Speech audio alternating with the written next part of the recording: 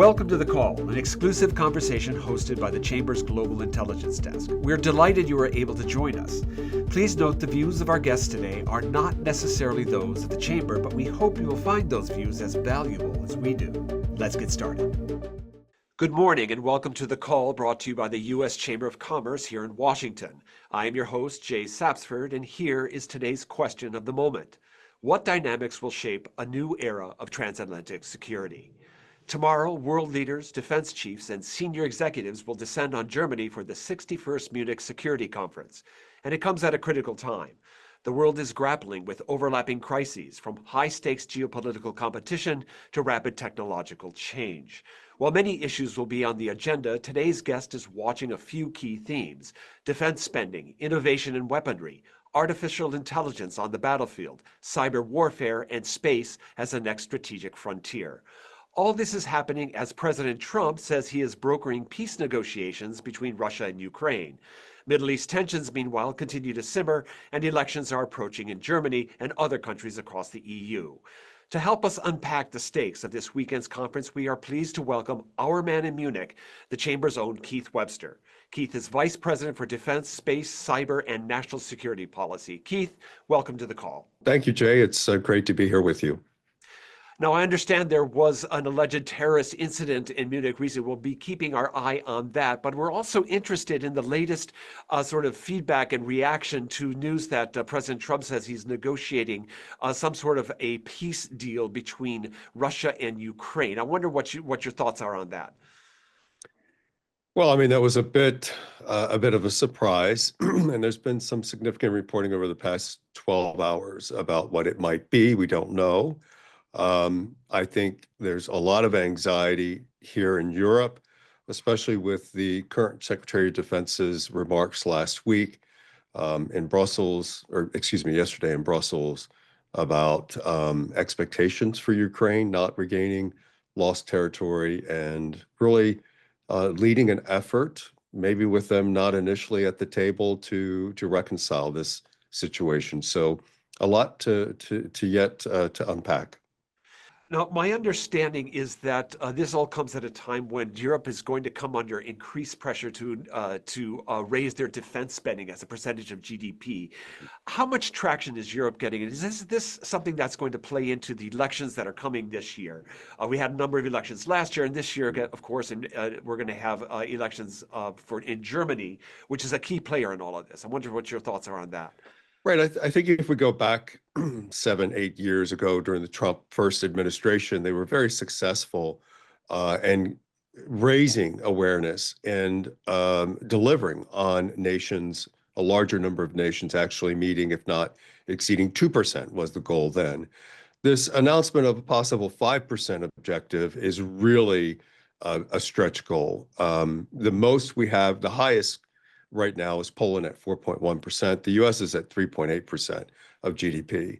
So for the U.S., for example, to get to 5% of GDP, you need plus 500 billion on top of the annual 820 billion in defense spending, a very, very lofty goal. So I think clearly nations are responding in a positive way, some, not all, to greater than 2%, most likely 3% as a first step. 5 is a big stretch goal. Keith, you mentioned these ambitious goals in spending. In the United States case, of course, this is inclusive of the need to respond to China's growing posture in the Indo-Pacific and on the high seas. I just wonder if that's going to be, if the China theme is going to surface in the discussions ahead, in the days ahead in Munich.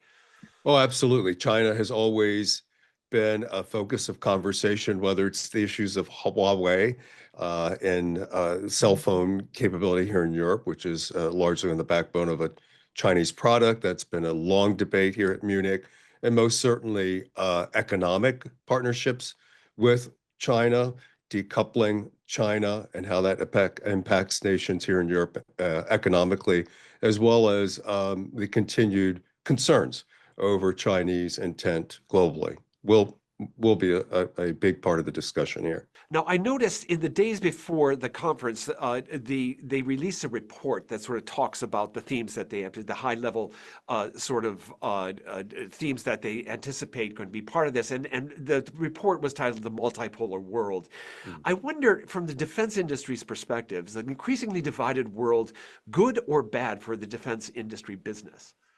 Well, we'll have to see. I mean, fundamentally, if we're going from 2% to 3% or 4%, that's good for defense industry. That money will have to be spent to achieve capability within the United States and across the alliance. So a world that is disrupted, a world that is unstable, fundamentally, if nations are investing in security, these defense companies will benefit, of course. Now, supply chains across the world Mm. are increasingly sort of like reorganizing themselves within blocks of alliance or like-minded nation states. I wonder, is that something that's consistent? I would imagine that's consistent in the defense industry as well. Is there a sort of a reevaluation of how the defense industrial base across all these countries are supplying themselves? Yeah, since the invasion of Ukraine and, of course, the crisis in the Middle East, Mm. NATO members have routinely convened, as they continue today, to discuss how to approach increasing industrial capacity across the alliance. And of course, on July 9th, on the margins of last year's NATO summit, we hosted a executive level, ministerial level conversation on this very issue. And it is supply chain, and it is finding labor, training those individuals to work in what is a complicated industry. Takes at least 1 year once you've hired the individual, and setting up expanded supply chains in the defense industrial base takes at least a year as well. And then in some areas, this was an issue in Norway. Is the power grid capable of running another shift, or did all that excess power go to a data center? So there is a complicated dance that has to occur to really effectively ramp up and sustain military production. And how big of a role is the government playing in these in the countries across the alliance? There's a lot of discussion of public-private partnerships. Just wondering how significant a role that seems to me like that's playing an increasingly large role in all of this. Is that true? Well, I mean, it's an area of interest, and I would say that it's a minimal enabler. Public-private partnerships are minimal. 40 years ago, they didn't exist. They exist today, but it is minimal impact. Really, it's the government's continuing to appropriate and expend funds that is the vast bulk of the investment in the defense industrial base. Okay, I'm going to move on to cyber now. We have a question from an audience member. The Trump administration is reshaping cyber leadership roles within the U.S. government. How do you see that impacting relationships with partner nations, specifically with global cybersecurity efforts? Well, again, I have colleagues on the national security team that really focus on this more than I do. But fundamentally, when a government radically changes the nodes or the points of contact or the offices that historically partner nations have leaned upon and partnered with, it is disruptive. So I think we're at the very, very early stages of understanding the vision of the Trump administration in this regard. And then once that has settled and there's clarity, then their counterparts or our counterparts within the alliance will reconnect with the appropriate individuals and offices here on the U.S. side. It's very interesting. It leads to a broader question. Digital warfare has to remain under wraps for obvious reasons. But how do you measure the effectiveness of preparedness? How do you measure how ready we are to deal with the threats if you aren't able to disclose all of the capabilities to the public? Yeah, so that's why we rely on organizations and institutions and government and within the alliance who have the clearances, who study these problems and share amongst themselves what they are witnessing and how we're preparing to defeat those threats. And again, that's highly sensitive conversations. We do, when I was in the Pentagon, we relied a great deal on the banking sector, who's under constant attack every second of the day. And it is the banking sector that really gave, at least during those days, the Pentagon insights into the threats that are out there. Speaking of technology, there is a greater emphasis these days on unmanned vessels or drones or automated weaponry. Are the U.S. and its allies meeting the needs for these sort of increasingly tech-driven products? What's the latest on that? Yeah, so I mean, that is a great focus area over the past, let's say, 8 years, both Trump 1.0 and certainly the Biden administration, autonomy and uncrewed capability, whether in air, under the water, or on the surface. And there are a lot of reasons why this is going in this direction. One is the cost to train and retain military personnel, both enlisted and at the officer level, are just exorbitant costs. Also, recruiting challenges. As our nations get a little bit smaller, it's really hard to recruit at the levels to man everything that we would like to historically. So we're being driven by cost and by recruitment challenges to autonomy, as well as technology is driving and enabling these new capabilities as well. Now, my understanding is last year the Navy actually met those recruiting drivers, but they lowered the standards. They said that you could join the Navy if you don't have a high school degree, and they will help you meet that.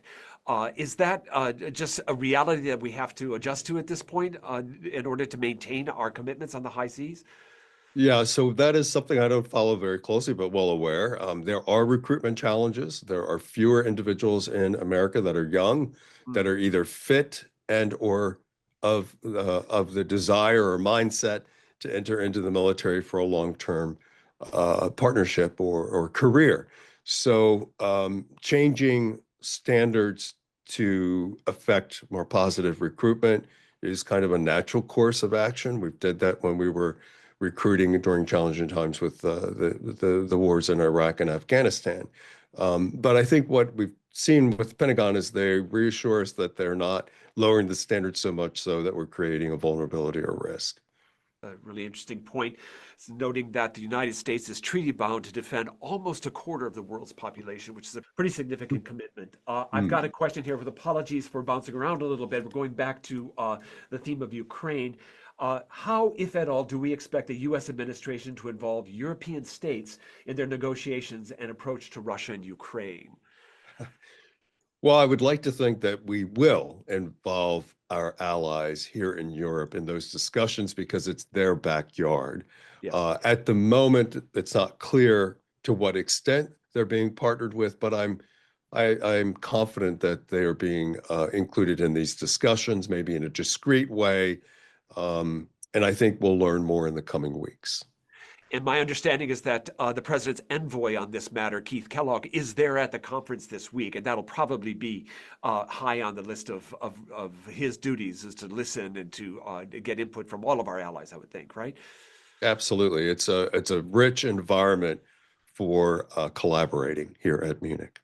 Interesting. There's been discussions of tariffs here in the United States, a lot of headline grabbing on that front. I wonder, another audience member question, will tariffs be part of the discussion? Are defense industry supply chains vulnerable to tariffs? Well, they are. And I have clients who, members of the chamber who have expressed some concern because it is a global supply chain. You look at just the F-35 aircraft with its partner members who participate in the supply chain. It is a global ecosystem for our defense industries. And so the potential with these tariffs is that it will, adversely impact costs for our defense industrial base and for the products that they provide our military with and our alliance militaries with. There it seems to be some sentiment within Europe of having greater independence from the United States. And I just wonder what the temperature is like right now on that front. I know that you have a lot of contacts with our allies. Really interested in your feedback on that front. Yeah, clearly with the return of President Trump and some of his demands and expectations of the alliance, we're seeing over the past 4 weeks and a lot over the past 24 hours coming out of Brussels, this call once again within the alliance structure here, within the EU, NATO partnership, the need for Europe to be a bit more independent.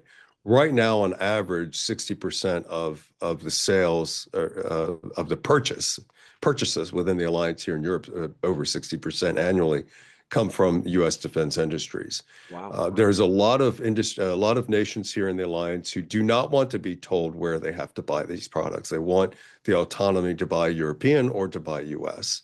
Because there have been moves to kind of create a mandatory ecosystem here in the EU over the past 2 decades.